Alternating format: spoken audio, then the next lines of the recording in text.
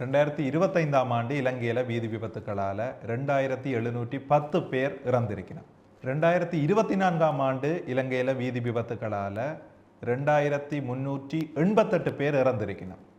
கடந்த வருடங்களில் வீதி விபத்துக்களில் இறந்த நபர்களுடைய எண்ணிக்கைகளை நாங்கள் ஒப்பிட்டு பார்க்கின்ற போது இந்த எண்ணிக்கைகள் மிக அதிகமான நபர்கள் இறந்ததாகவும் தொடர்ச்சியாக 2024ஆம் ஆண்டிலிருந்து 25ஆம் ஆண்டுக்கு வீதி விபத்துக்களிலான இறப்புகளின் எண்ணிக்கை அதிகரித்து செல்றதையும் நாங்கள் பார்க்கக்கூடியதாக இருக்குது. வீதி விபத்துக்கள் உயிர்களை உறவுகளை பிரிக்கின்றது, குடும்பத்தை பொருளாதாரத்தை சிதைக்கின்றது. அனைவருக்கும் வணக்கம். நான் சட்டத்தரணி தனஞ்சயன். இந்த வீடியோவில் நாங்கள் பார்க்க போகிற விடயம் இலங்கையில் வீதி விபத்துக்கள் ஏற்படுவதற்கான காரணங்கள் என்ன மற்றும் வீதி விபத்துக்கள் தொடர்பான சட்ட விளைவுகள் என்னன்னு சொல்லி இந்த வீடியோவில் பார்க்க போகிறோம். வீதி விபத்துக்கள் ஏற்படுவதற்கான முதலாவது காரணம் அதிக வேகம், அதாவது ஓவர் ஸ்பீட். இலங்கையில் ஒரு நபர் என்ன வேகத்தில் வாகனம் செலுத்த முடியும் என்பது மிக தெளிவாக வரையறுக்கப்பட்டிருக்குது. அது அதிவேக நெடுஞ்சாலைகளில் 100 கிலோமீட்டர் ஸ்பீடாகவோ, பெருந்தெருக்களில் 70 கிலோமீட்டர் ஸ்பீடாகவோ, அல்லது சில முக்கியமான நகரங்களுக்கு அண்மித்த பிரதேசங்களில் 50 கிலோமீட்டர் ஸ்பீடாகவோ, அல்லது விசேடமான பிரதேசங்களில் 20-30 கிலோமீட்டர் ஸ்பீடாகவோ வரையறுக்கப்பட்டிருக்குது. ஆனால் எங்களில் பல சாரதிகள் இந்த வேக கட்டுப்பாடுகளை கவனத்தில் கொள்ளாது அதிக வேகத்தில் வாகனத்தை செலுத்துகின்ற நபர்களாக காணப்படுகின்றார்கள். அதிக வேகத்தில் வாகனத்தை செலுத்துவதும் கண்ட்ரோல் இல்லாமல், கட்டுப்பாடு இல்லாமல் வாகனத்தை செலுத்துவதும் விபத்துக்கள் ஏற்படுவதற்கான மிக முக்கியமான காரணமாக காணப்படுது. வீதி விபத்துக்கள் ஏற்படுவதற்கான இரண்டாவது காரணமாக நாங்கள் பார்க்கக்கூடியதாக இருப்பது அசட்டு துணிவோட வாகனத்தை செலுத்துவது. அதாவது ஆங்கிலத்தில் ரெக்லஸ்னஸ் என கூறுவார்கள். வேண்டுமென்றே வேகமாக வாகனத்தை செலுத்த வேண்டும் என்ற நோக்கத்தோடும் மற்றவர்களுக்கு சாகசங்களை புரிந்து காட்ட வேண்டும் என்ற நோக்கத்தோடையும் வாகனத்தை செலுத்துவது விபத்துக்கள் ஏற்படுவதற்கான இரண்டாவது மிக முக்கியமான காரணமாக இலங்கையில் காணப்படுது. நாங்கள் சமூக வலைத்தளங்களில் அதிகம் காணக்கூடியதாக இருக்கின்றது, இளைஞர்கள் சாகசம் புரிவது போல ஸ்டண்ட் அடிப்படையில் வாகனங்களை செலுத்துவது. உண்மையில இவ்வாறு வாகனங்களை செலுத்துவது இலங்கையில் விபத்துக்கள் ஏற்படுவதற்கு பெரிதொரு மற்றும் ஒரு மிக முக்கிய ஒரு காரணமாக அமைந்திருக்குது. இலங்கையில் விபத்துக்கள் ஏற்படுவதற்கான மூன்றாவது மிக முக்கியமான காரணம் மது போதையில் வாகனங்களை செலுத்துவது. அதாவது ட்ரங்க் அண்ட் டிரைவிங் மூன்றாவது மிக முக்கியமான ஒரு காரணமாக காணப்படுது. இலங்கையின் விபத்துக்கள் தொடர்பான புள்ளி விவரங்களை நாங்கள் பார்க்கல மது போதையில் வாகனம் செலுத்திய நபர்களால் மிகப்பெரிய விபத்துக்கள் ஏற்படுத்தப்பட்டிருக்குது. மது போதையில் கட்டுப்பாடு இல்லாமல், கண்ட்ரோல் இல்லாத நிலையில் வாகனம் செலுத்துவதால் பல்வேறு விபத்துக்கள் இலங்கையில் ஏற்பட்டிருக்குது. இவ்வகையான விபத்துக்களில் பல நூற்றுக்கணக்கான மக்கள் தங்களுடைய உயிர்களை இறந்திருக்கின்றார்கள். தற்பொழுது இலங்கை சட்டத்தில், குறிப்பாக மோட்டார் போக்குவரத்து சட்டத்தில் மது போதையில் வாகனம் செலுத்துகின்ற நபர்களுக்கு எதிரான தண்டனைகள் மிக கடுமையாகப்பட்டிருக்குது. மது போதையில் வாகனம் செலுத்திய நபர் ஒருவருக்கு 25,000 தொடக்கம் 30,000 வரையான தண்டப்பணமும் 6 மாத கால சிறை தண்டனையும் கூடவே 12 மாதங்கள் வரையான சாரதி அனுமதி பத்திரத்தை இடைநிறுத்தக்கூடிய அதிகாரம் நீதவான் நீதிமன்றங்களுக்கு வழங்கப்பட்டிருக்குது. நீதவான் நீதிமன்றங்களிலும் நீதிபதிகள் மது போதையில் வாகனம் செலுத்துகிற குற்றத்திற்கு தற்பொழுது கடுமையான தண்டனைகளை வழங்கி வருகின்றார்கள். வீதி விபத்துகளுக்கான 4வது காரணமாக நாங்கள் பார்க்கக்கூடியதாக இருப்பது வாகனத்தை செலுத்துகின்ற போது நித்திரை கொள்வது. இலங்கையில் குறிப்பாக இரவு வேளைகளில் வாகனத்தை செலுத்துகின்ற போது பல சாரதிகள் நித்திரை கொள்வதால் பல்வேறு விபத்துக்கள் ஏற்பட்டு பல நூற்றுக்கணக்கான மக்கள் தங்களுடைய உயிர்களையும் அங்கங்களையும் இழந்திருக்கின்றார்கள்.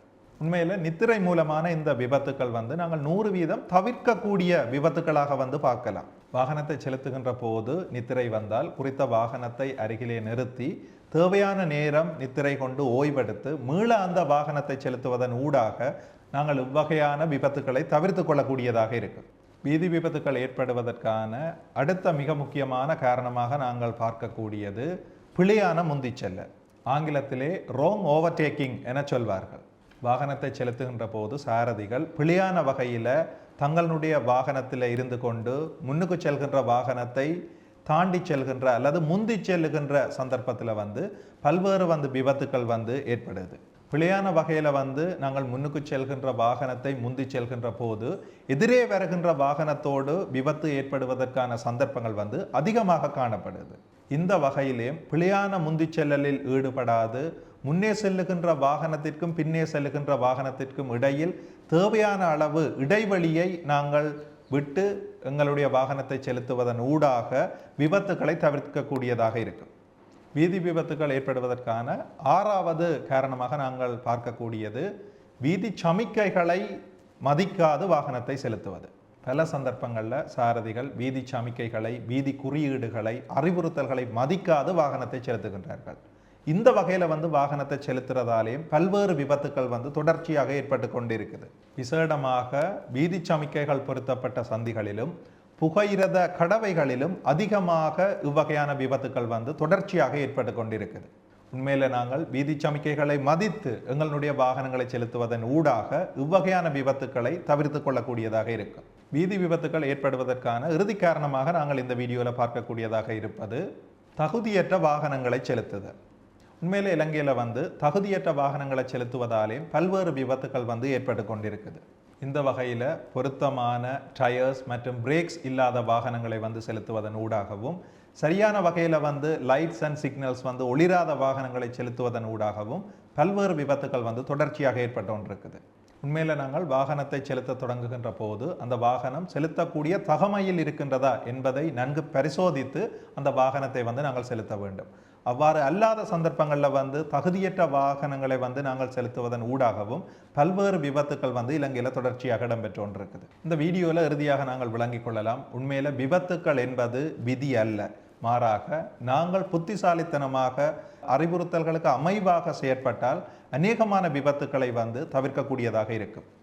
விபத்துக்களை நாங்கள் தவிர்த்தால் எங்களுடைய உயிர்களை, உறவுகளை, அங்கங்களை பாதுகாத்து கொள்ள முடியும். அத்தோடு எங்களுடைய குடும்பங்களும் பொருளாதாரமும் சிதையாமல் இருக்காமல் எங்களுடைய குடும்பத்தை நாங்கள் பாதுகாத்து கொள்ள முடியும். நாங்கள் வாகனங்களை செலுத்துகின்ற போது ஒரு சில நிமிட அவசரத்துக்காக எமது வாழ்க்கையையே இழந்துவிட முடியாது. அந்த அடிப்படையில் இந்த வீடியோவில் நான் குறிப்பிட்ட இந்த விபத்துக்கள் ஏற்படுவதற்கான காரணங்களை தவிர்த்து இதை கருத்தில் கொண்டு நாங்கள் வாகனத்தை செலுத்துகின்ற பட்சத்தில் அதிகமான விபத்துக்களை நாங்கள் இலங்கையில் தவிர்க்கக்கூடியதாக இருக்கும். அதனூடாக ஒரு பாதுகாப்பான சமூகத்தை கட்டியெழுப்பக்கூடியதாகவும் இருக்கும். இலங்கையில் விபத்துக்கள் ஏற்படுவது தொடர்பாக நான் குறிப்பிட்ட காரணங்கள் தவிர்ந்த வேறு ஏதாவது காரணங்கள் இருந்தால் அந்த காரணங்களை நீங்கள் இந்த வீடியோவினுடைய கமெண்ட் பகுதியில் குறிப்பிடலாம். அத்தோடு வீதி விபத்துக்களை தவிர்ப்பதற்கு நாங்கள் மேற்கொள்ளக்கூடிய நடவடிமுறைகளை நீங்கள் இந்த வீடியோவினுடைய கமெண்ட் பகுதியில் குறிப்பிடலாம். இலங்கையில் வீதி விபத்துக்களை தடுப்பதற்காக இந்த காணொலியை நீங்கள் உங்களுடைய உறவுகள், நண்பர்களிடத்தில் பகிர்ந்து கொள்ளலாம். இது போன்ற வீடியோக்களை நீங்கள் தொடர்ந்து பார்வையிடணும் என்று சொல்லி சொன்னால் இந்த தளத்தை சப்ஸ்கிரைப் பண்ணி கொள்ளலாம். தமிழால் அறிவார்ந்த சமூகம் ஒன்றை உருவாக்குவோம். நான் சட்டத்தரணி தனஞ்சயன். நன்றி, வணக்கம்.